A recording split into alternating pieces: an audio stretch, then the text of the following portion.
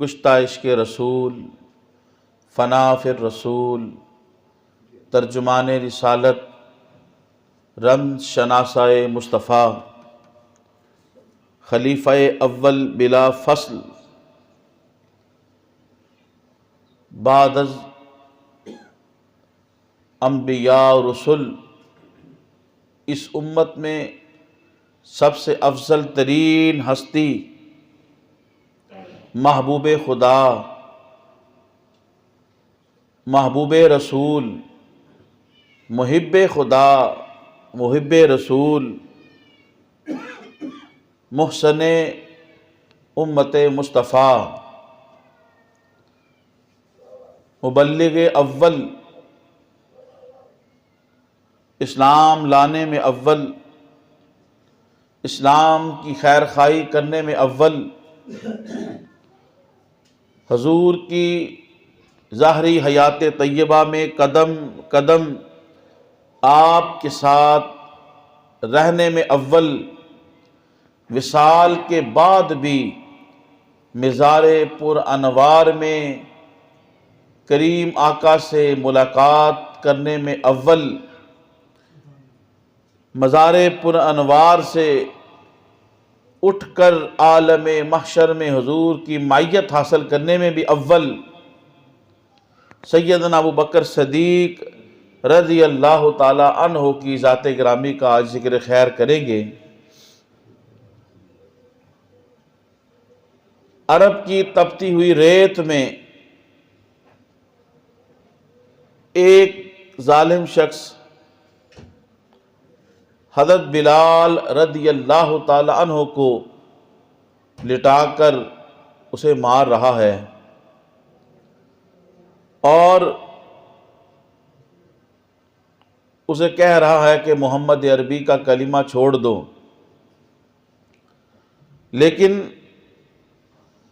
حضرت بلال رضی اللہ تعالیٰ عنہ مار کھانے کے باوجود، تکالیف سہنے کے باوجود آپ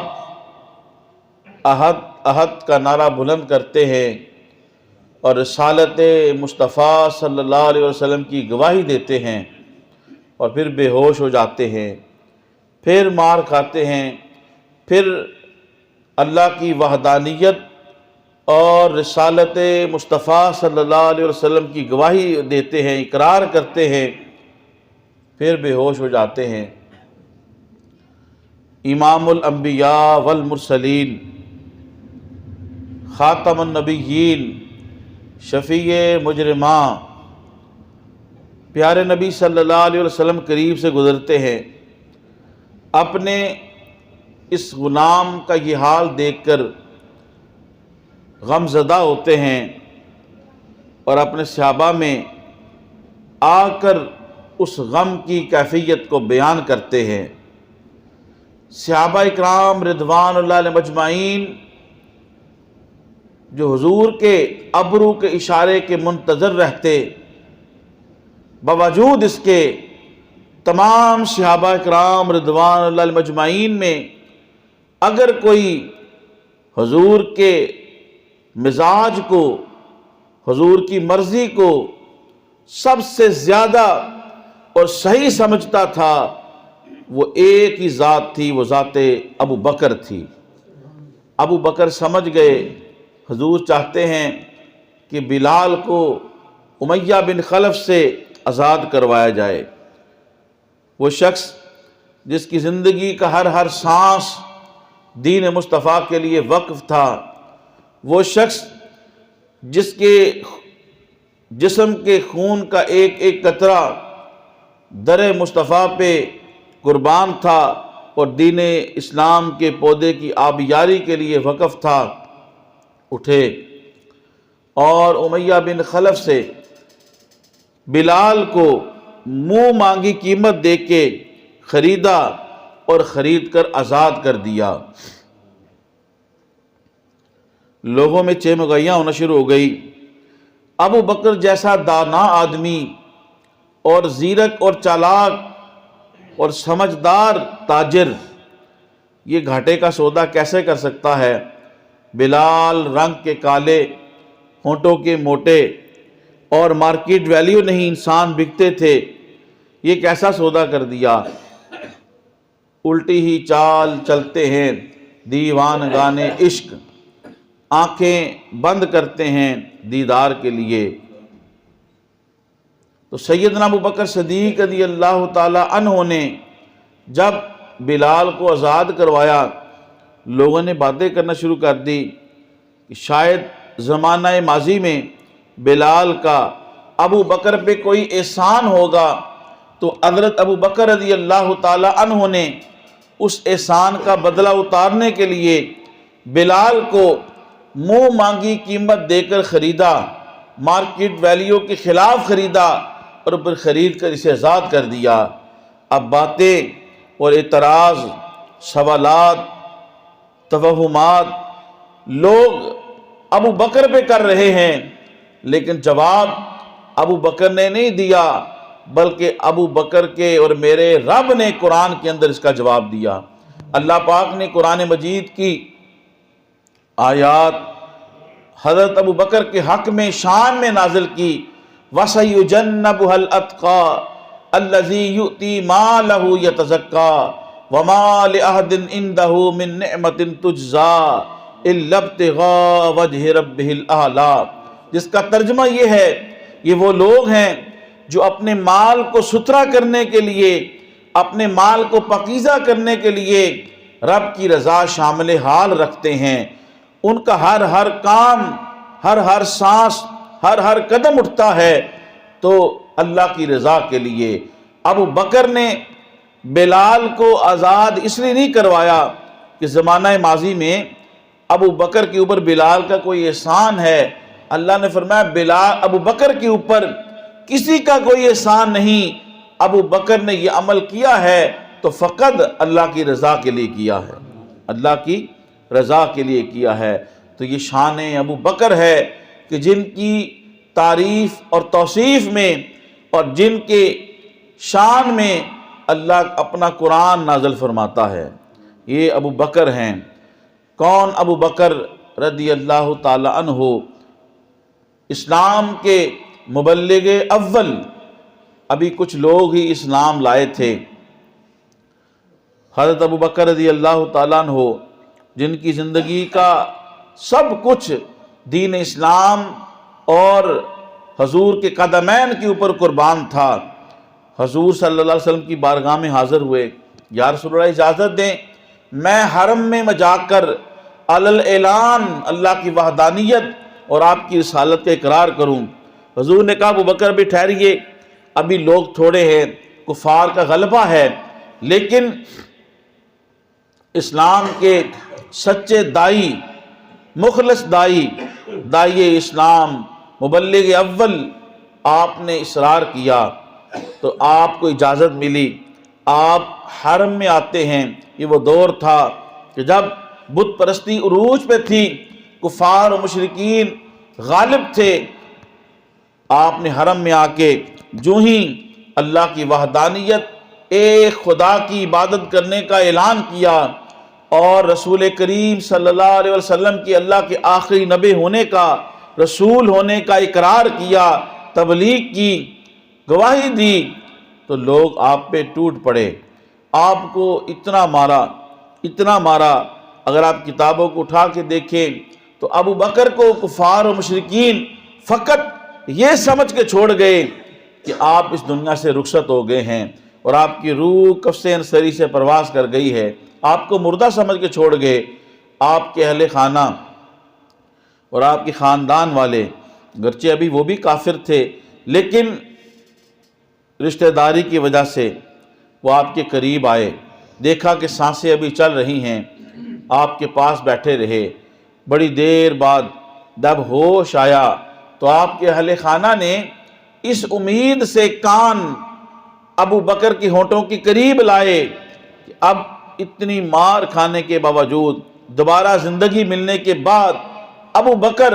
محمد عربی کا ساتھ چھوڑ دیں گے، کلمہ چھوڑ دیں گے، معاذ اللہ آپ کو برا بلا کہیں گے کہ جس کی وجہ سے میری یہ حالت ہوئی۔ جو ہی آپ کے اہل و عیال، خاندان والے اپنے کانوں کو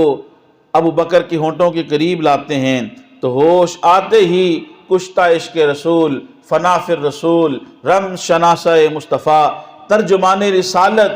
آپ کے ہونٹوں سے لبوں سے جو پہلی آواز نکلتی ہے وہ یہ تھی کہ مصطفیٰ کا کیا حال ہے۔ چنانچہ آپ کے اہل و یال، رشتہ دار آپ کو برا بلا کہہ کے چھوڑ کے چلے گئے۔ آپ کے چند ایک قریبی جو آپ کے رشتہ دار تھے انہوں نے آپ کو اٹھایا اور کہا آپ کی والدہ نے کچھ کھا لیں، کچھ پی لیں۔ حضرت ابو بکر رضی اللہ تعالیٰ عنہ آپ فرماتے ہیں اللہ کی قسم ابو بکر اس وقت تک کھانے کا ایک لقمہ نہیں کھائے گا، پانی کا ایک گھونٹ نہیں پیے گا جب تک کہ چہرہ مصطفیٰ کو نہ دیکھ لے۔ چنانچہ اسی زخموں کی حالت میں آپ کو سہارا دے کے جب حضور کے پاس لایا گیا، حضور رحمت کونین جب اپنے اس محب اور محبوب آپ اپنے صحابی کو زخموں سے چور چور اور خون سے لہو لہان دیکھتے ہیں، حضور کی آنکھیں نم ہو جاتی ہیں اور آگے بڑھ کے اپنے صحابی اور اپنے محب اور محبوب کو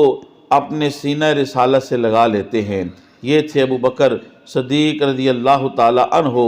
آپ کا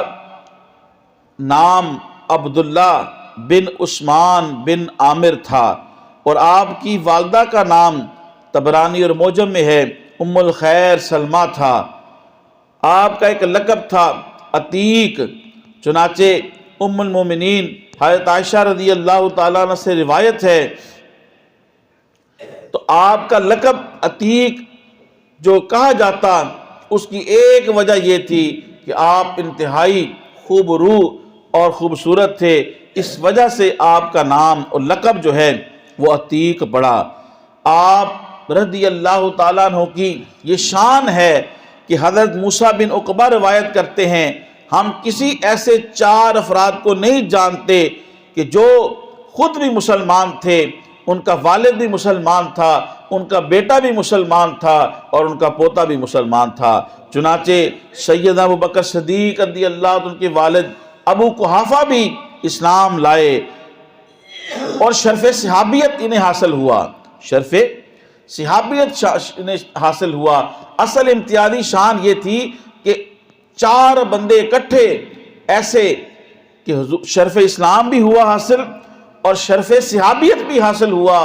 حضرت موسیٰ بن عقبہ کہتے ہیں ہم صرف انہی 4 کو جانتے تھے، ایک حضرت ابو بکر کے والد ابو قحافہ،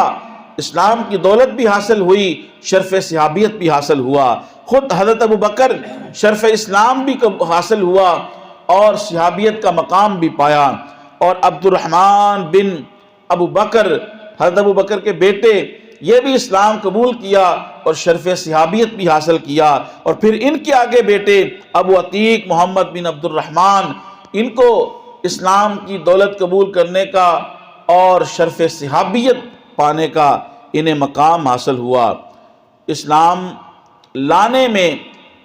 مردوں میں، بالغ مردوں میں سب سے اول سیدنا ابو بکر صدیق رضی اللہ تعالی عنہ کی ہستی ہیں، واجب الاحترام، اور اسلام پھر ایسے لائے۔ رسول پاک صلی اللہ علیہ وسلم نے فرمایا میں نے جس کسی کو بھی دعوت دی کہ اسلام قبول کرے، اس نے کچھ نہ کچھ تردد کیا، کچھ نہ کچھ سوالات کیے، معجزے کا تقاضا کیا،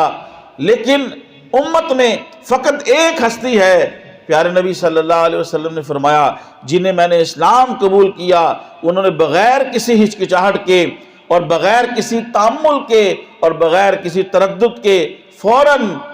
میرے اوپر ایمان لے آئے۔ وہ ہستی ہیں سیدنا ابو بکر صدیق رضی اللہ تعالی عنہ۔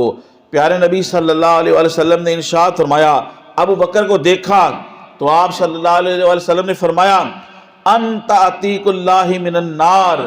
آپ تو دوزخ سے اللہ کی طرف سے آزاد ہیں، آپ جہنم کی آگ سے آپ محفوظ ہیں، آزاد ہیں۔ پس اس دن سے آپ کا نام عتیق پڑ گیا۔ تو عتیق آپ کے نام اور لقب کی ایک وجہ یہ بھی تھی کہ حضور نے ان کو دیکھ کر فرمایا کہ اللہ نے آپ کو جہنم کی آگ سے آزاد کر دیا ہے۔ حضرت علی المرتضیٰ رضی اللہ تعالی عنہ قسم اٹھا کر کہتے تھے۔ حضرت ابو بکر رضی اللہ تعالیٰ عنہ کا لقب صدیق اللہ تعالیٰ نے آسمان سے نازل کیا ہے، اور اس کو الحاکم نے المستدرک میں روایت کیا۔ اسی طرح بخاری شریف کی حدیث پاک ہے، ترمذی میں ہے، دیگر کئی ایک کتابوں کے اندر، ابو داؤد، نسائی، مسند امام احمد بن حنبل میں ہے۔ حضرت قتادہ سے روایت ہے، حضرت انس بن مالک رضی اللہ تعالی عنہ سے انہیں حدیث بیان کی کہ نبی کریم صلی اللہ علیہ وسلم جبل احد پہ، احد پہاڑ پہ تشریف فرما تھے۔ آپ صلی اللہ علیہ وسلم کی ہمراہ معیت میں حضرت ابو بکر بھی تھے، حضرت عمر بھی تھے، حضرت عثمان بھی تھے رضی اللہ تعالیٰ عنہم۔ اچانک پہاڑ ان کے باعث جوش مسرت سے جھومنے لگا، ہلنے لگا، تو آپ صلی اللہ علیہ وسلم نے فرمایا، اے احد ٹھہر جا، تیرے اوپر ایک نبی ہے، ایک صدیق ہے اور 2 شہید ہے۔ ایک نبی ہے، ایک صدیق ہے اور 2 شہید ہے۔ واجب الاحترام، یہ بخاری کی کتاب المناقب میں روایت ہے، اسی طرح ترمذی میں ہے، سیاح کی کتابوں کے اندر یہ روایت موجود ہے۔ اب اس کے اندر ایک تو شان ابو بکر ہے، شان ابو بکر ہے، اور دوسرا حضور صلی اللہ علیہ وسلم کے علم غیب کے اوپر یہ دلیل ہے۔ حضور مستقبل کی خبر دے رہے ہیں، فرمایا اے احد ٹھہر جا، تمہارے اوپر ایک نبی ہے اور ایک صدیق ہے اور 2 شہید ہیں۔ اب 2 شہید کون سے تھے آپ کے ساتھ؟ سیدنا عمر بن خطاب رضی اللہ تعالی عنہ اور سیدنا عثمان رضی اللہ تعالی عنہ۔ اب انہوں نے تو ابھی شہید ہونا تھا، لیکن یہ بخاری کی روایت ہے، تو یہ حضور کی معجزانہ شان ہے اور آپ کا علم غیب ہے۔ تو جو لوگ علم غیب مصطفیٰ کے منکر ہیں، بخاری کی حدیث انہیں یہ پڑھ لینی چاہیے، واجب الاحترام۔ اور تیسرا یہ ہے کہ احد تو پہاڑ پتھر ہے، جامد چیز ہے، لیکن حضور کا جب قدمین اس کے اوپر لگے تو وہ احد پہاڑ خوشی سے جھومنے لگا۔ حضرت عمر کے قدمین اس پہ لگے، حضرت عثمان کے قدمین اس کے اوپر لگے تو وہ خوشی سے، حضرت ابو بکر کے قدم لگے، وہ جھومنے لگا۔ تو معلوم ہوا کہ جب اللہ کے پیغمبر اور اللہ کے کسی نیک بندے کا ہاتھ کسی مردہ دل کو لگ جائے تو اللہ مردہ دلوں کو زندگیاں عطا کرتا ہے۔ حضور رحمت کونین کا یہ معجزہ ہے کہ پتھر پہ آپ نے قدم رکھا تو پہاڑ ہلنے لگا جوش محبت سے اور خوشی سے۔ اور ایسے کئی ایک معجزات ہیں۔ حضور رحمت کونین پتھر کو ہاتھوں میں لیتے تو پتھر آپ کے ہاتھوں میں آپ کی نبوت اور رسالت کی گواہی دیتا تھا۔ آپ صلی اللہ علیہ وسلم چٹیل میدان کے اندر قضائے حاجت کے لیے جاتے تو صحابی کو کہتے پتھروں کو کہو کہ وہ جمع ہوں، تو وہ آپ کے لیے آڑ اور پردہ بنا دیتے۔ تو یہ حضور صلی اللہ علیہ وسلم کے معجزات ہیں۔ وقت نہیں ہے اور میرا موضوع یہ نہیں، ورنہ یہاں پہ ایک بڑی خوبصورت اور مثال میرے ذہن میں آئی کہ جب حضرت موسیٰ علیہ السلام نے حضرت خضر علیہ السلام سے ملاقات کا تقاضا اللہ سے عرض کیا، اللہ سے دعا کی، تو آپ کو اللہ پاک نے فرمایا کہ آپ کی خضر علیہ السلام سے ملاقات وہاں ہوگی کہ جہاں پہ مجمع البحرین 2 دریا ملتے ہیں۔ اور جب آپ موسیٰ علیہ السلام اپنے ساتھی کو ساتھ دیا، خلیفہ کو ساتھ دیا، یوشع بن نون کو، اور آپ چل پڑے تو نشانی بتائی گئی، چل پڑے تو جب وہ مجمع البحرین آیا تو وہاں پہ آپ کے اوپر نیند طاری ہو گئی، اس مقام سے تھوڑا سا آگے گزر گئے تو جب آنکھ کھلی تو آپ نے اپنے ساتھ بھنی ہوئی مچھلی رکھی ہوئی تھی، تو وہ بھنی ہوئی مچھلی ٹفن سے نکلی اور اس مجمع البحرین میں جلی گئی، اس مقام کے اوپر گر گئی۔ تو اس بات کو دیگر کئی ایک محدثین اور مفسرین نے لکھا ہے۔ تو اس پر علماء نے لکھا کہ جیسے جہاں پہ خضر علیہ السلام اللہ کے برگزیدہ بندے کی ملاقات ہونی تھی، وہاں پہ وہ مردہ مچھلی زندہ ہوئی، ایک نشانی تھی خضر علیہ السلام کی ملاقات کی اور وہاں پہ ان کو پانے کی۔ تو علماء نے لکھا کہ جیسے اس مقام پہ وہ مردہ مچھلی زندہ ہو گئی، علماء نے لکھا ایسے ہی جب بندہ مردہ دل لے کر اللہ کے کسی نیک بندے کے پاس جاتا ہے، کسی صاحب نیک شخص کے پاس جاتا ہے، کسی صاحب عمل کے پاس، صاحب دل کے پاس جاتا ہے تو اس کے مردہ دل بھی جو ہے وہ زندگی آ پاتے ہیں۔ واجب الاحترام نبی کریم صلی اللہ علیہ وسلم کو اللہ پاک نے معجزہ معراج عطا کیا۔ آپ کم وقت میں مسجد حرام سے مسجد اقصیٰ اور پھر مسجد اقصیٰ کی لامقام کی بلندیوں سے ہو کر واپس پلٹ آئے۔ جب حضور نے آ کے بتایا تو المستدرک میں ہے، اسی طرح مصنف عبد الرزاق میں ہے، امام قرطبی نے اس کو لکھا، امام طبری نے لکھا، ابن کثیر نے اس کو لکھا۔ اس کا خلاصہ اور مفہوم یہ ہے، حضور نے جب آ کے معراج کے متعلق بتایا تو کفار و مشرکین تو حیران اور تعجب میں تھے اور منکر تھے۔ کچھ لوگ ایسے بھی تھے جو آپ کے چاہنے والوں کی فہرست میں شامل ہو چکے تھے، آپ کی تصدیق کر چکے تھے، لیکن وہ بھی منکر ہو گئے اور وہ دوڑتے دوڑتے ابو بکر کے پاس آ گئے۔ کہا کہ ابو بکر تمہیں معلوم ہے کہ آپ کے صاحب یعنی حضور رحمت کونین وہ یہ بات کرتے ہیں کہ رات کے تھوڑے سے حصے میں وہ مسجد حرام سے مسجد اقصیٰ اور پھر لامقام کی بلندیوں پر گئے، واپس پلٹ آئے۔ کہ آپ اس کی تصدیق کرتے ہیں؟ کشتہ عشق رسول، فنا فی رسول، رم شناسہ مصطفیٰ سیدنا ابو بکر رضی اللہ تعالیٰ عنہ آپ فرماتے ہیں تم اس کی بات کرتے ہو؟ محمد عربی صلی اللہ علیہ وسلم آپ جا بھی سکتے ہیں اور آپ واپس پلٹ کے آ بھی سکتے ہیں۔ ابو بکر اس سے بھی زیادہ باتوں کی تصدیق کرتا ہے۔ ابو بکر حضور کے متعلق اس سے بھی زیادہ ان باتوں کی بھی تصدیق کرتے ہیں کہ جو آسمان کی خبریں حضور صبح و شام دیتے ہیں، ابو بکر ان کی بھی تصدیق کرتے ہیں۔ تو اسی تصدیق کی وجہ سے سیدنا ابو بکر صدیق رضی اللہ تعالی عنہ ان کا نام پڑ گیا صدیق اکبر، صدیق سب سے بڑے سچ بولنے والے۔ حضرت زبیر بن عوام رضی اللہ تعالیٰ روایت کرتے ہیں نبی کریم صلی اللہ علیہ وسلم نے فرمایا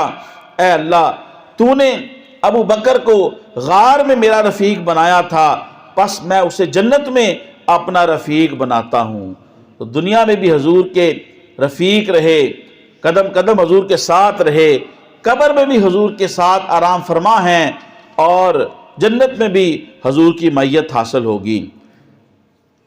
بخاری کی روایت ہے، کتاب الاذان، مسلم شریف کے اندر ہے، مسند احمد کے اندر ہے، ابن خزیمہ میں ہے، صحیح مصنف عبد الرزاق میں ہے، امام بہقی نے سنن کبریٰ میں اس کو لکھا۔ خلاصہ سماعت فرمائیں، حضرت انس بن مالک رضی اللہ تعالیٰ عنہ روایت کرتے ہیں ابو بکر رضی اللہ تعالیٰ عنہ نے حضور صلی اللہ علیہ وسلم کے مرد وصال میں جب حضور اس دنیا سے ظاہری طور پہ پردہ فرما رہے تھے اور آپ علیل تھے، اس دوران سیدنا ابو بکر صدیق رضی اللہ تعالیٰ عنہ واحد ہستی تھے مصلی امامت پہ حضور کی ظاہر حیات طیبہ میں اگر کسی کو نماز پڑھنے کا شرف حاصل ہوا وہ ابو بکر رضی اللہ تعالیٰ عنہ کی ذات گرامی ہے۔ چنانچہ سیدنا ابو بکر صدیق رضی اللہ تعالیٰ عنہ آپ نماز پڑھا رہے ہیں، صحابہ نماز پڑھ رہے ہیں، حضور کی طبیعت میں کچھ افاقہ ہوا تو مسجد نبوی شریف کی طرف آپ کا رستہ نکلتا تھا، حضور کے خیمہ مبارک کا۔ آپ نے تھوڑا سا پردہ ہٹایا اور جب پردہ ہٹایا تو صحابہ کئی دن سے حضور کے دیدار کے طالب تھے۔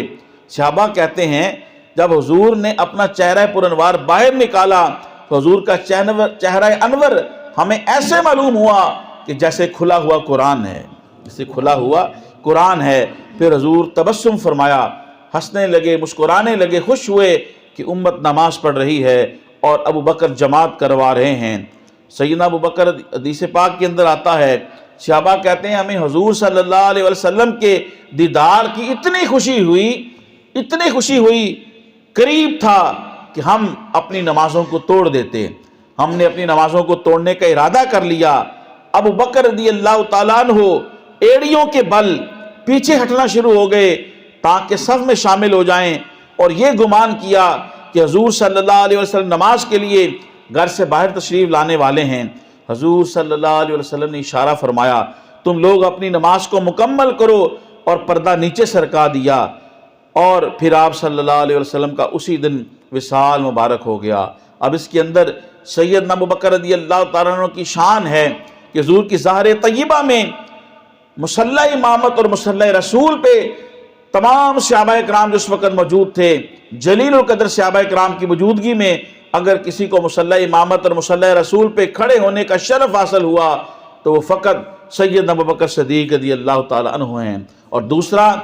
صحابہ کی حضور سے محبت دیکھیں کہ نماز سب سے بڑی عبادت ہے اور سب سے بڑی توحید ہے۔ نماز سب سے بڑی، یہ بخاری کی حدیث ہے، کسی عام مولوی نے کتاب نہیں لکھی یا عام بندے کی بات نہیں کہ لوگ کہہ دیں کہ ہم نے اپنے اس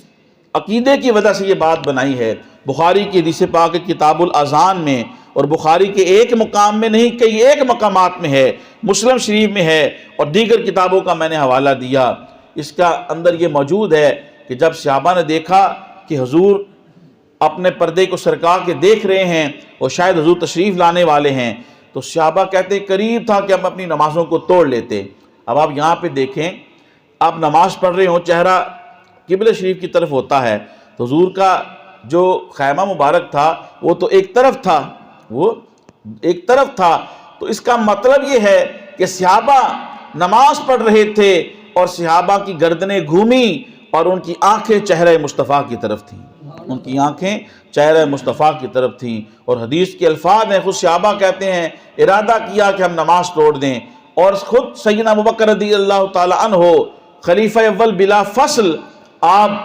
اپنے قدموں سے تھوڑا سا پیچھے ہٹنا شروع ہو گئے۔ اب یہ نماز ہو رہی صحابہ کی، معلوم ہوا جملہ فرائض فرو ہیں، اصل الاصول بندگی استاجور کی ہے، یعنی صحابہ کا ایمان اور اسلام کا جو مرکز اور محور تھا وہ ذات مصطفیٰ تھی۔ اسلام، دین اور عبادت جو ہے محبت مصطفیٰ کے بغیر، ادب مصطفیٰ کے بغیر اور عشق مصطفیٰ کے بغیر یہ ایک کاغذی پھول کی مانند ہے، کہ جیسے ایک کاغذی پھول ہے، بناوٹی اور مصنوعی پھول ہے، وہ خوشنما اور خوبرو لگتا ہے لیکن اس کے اندر وہ خوشبو نہیں اور وہ جان نہیں اور وہ قدرتی اس کے اندر ماحول نہیں۔ ترمذی شریف کی حدیث پاک ہے، حضرت ابو سعید خدری رضی اللہ تعالیٰ بیان کرتے ہیں، نبی کریم صلی اللہ علیہ وسلم نے فرمایا ہر نبی کے لیے 2 وزیر آسمان والوں میں سے ہوتے ہیں اور 2 وزیر زمین والوں میں سے ہوتے ہیں، پس آسمان میں میرے 2 وزیر جو ہیں وہ ایک جبرائیل علیہ السلام ہیں اور میکائیل علیہ السلام ہیں، اور زمین والوں میں سے میرے 2 وزیر ایک ابو بکر ہیں اور ایک سیدنا عمر بن خطاب رضی اللہ تعالی عنہ ہیں۔ کہ ایک شخص نے حضور کی بارگاہ میں آ کے نامناسب گفتگو کی، حضور رحمت کونین نے ابو بکر کو کہا کہ آپ اس کا جواب دیں، حضرت ابو بکر نے ان کا جواب دیا۔ پھر رسالت مآب صلی اللہ علیہ وسلم نے ابو بکر کے لیے فرمایا، اے ابو بکر، اللہ نے تمہیں رضوان اکبر عطا کی ہے۔ صحابہ نے عرض کیا یا رسول اللہ یہ رضوان اکبر کیا ہے؟ پیارے نبی صلی اللہ علیہ وسلم نے ارشاد فرمایا اللہ تبارک و تعالی آخرت میں اپنے بندوں کے لیے ایک عمومی تجلی فرمائے گا، سب بندوں کے لیے ایک رحمت کی، کرم کی بات ہوگی، فضل کی بات ہوگی، اللہ اپنی شان کے مطابق سب لوگوں کے لیے ایک تجلی فرمائے گا، لیکن ابو بکر کو ہستی ہیں اللہ اپنی شان کے مطابق کرم کرتے ہوئے خصوصی تجلی کرے گا، جو خصوصی تجلی حضرت ابو بکر پہ ڈالی جائے گی اس کو رضوان اکبر کہتے ہیں۔